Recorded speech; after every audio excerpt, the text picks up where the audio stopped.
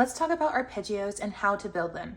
If you're not familiar with what an arpeggio is, it's simply the notes of a chord played one after the other. Now, it gets a little more complicated once you start to add more than one octave, because it'll require you tucking under with one of your fingers in order to gain speed and have an efficient tempo. So what we want to do is just review what a C major chord is first. So C, E, G, and then repeating with the C. Now, if I was just doing one octave, I could stop with the pinky. However, usually you'll do at least 2 octaves in an arpeggio. So we are going to tuck our thumb when we get to the second C. And I'm going under with the thumb, and then 2, 3, 5. Now, today I'm going to give you a couple tips to be able to gain efficiency. So first of all, we want to think of this in terms of eighth notes if you're doing 2 octaves. So you can just say apple for every 2 eighth notes. So apple, apple, apple, apple, apple, apple, pie. Now, when I want to tuck under with a thumb, that can get really tricky. And I want to tell you that the wrist really plays an important part in this.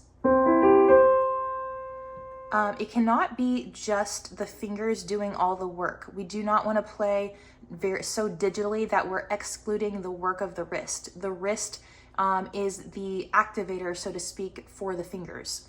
So I'm going 1, 2, 3, and I'm just doing a little tuck under with the thumb, but at the same time using that wrist rotation to get me up the keyboard. And same with coming down. I'm going to go like this, going to the left. Almost kind of the same idea as if you were unscrewing a light bulb.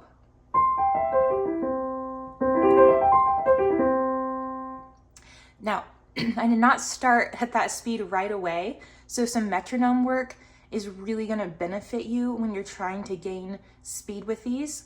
Another practice tip that you can do is to play stop and go. So get yourself onto or into the next octave. So at least you've already done that cross under instead of just going, go up to the next C. It's almost like you're catapulting your hand when you play that thumb up to the next octave. I can also do a jerky speed like this.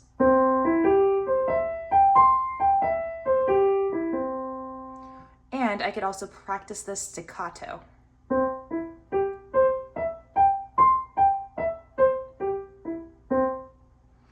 So I would definitely not recommend trying to play it at performance speed right away, because that will result in frustration. Another practice tip that's helped me a lot is to practice them just coming down, just descending. So I'm starting with the pinky on this high treble C. Because it is easier going up on an arpeggio, but coming down can kind of be tricky, especially when you go to add multiple octaves. So go ahead and try these tips out and leave a comment below telling me what was your best practice hack for arpeggios.